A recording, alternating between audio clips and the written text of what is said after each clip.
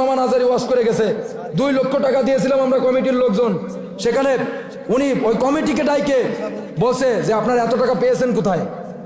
50,000 টাকা রেখে আর 1.5 লক্ষ টাকা ওই মাদ্রাসা এতিমখানায় দান করে দিয়ে গেছে।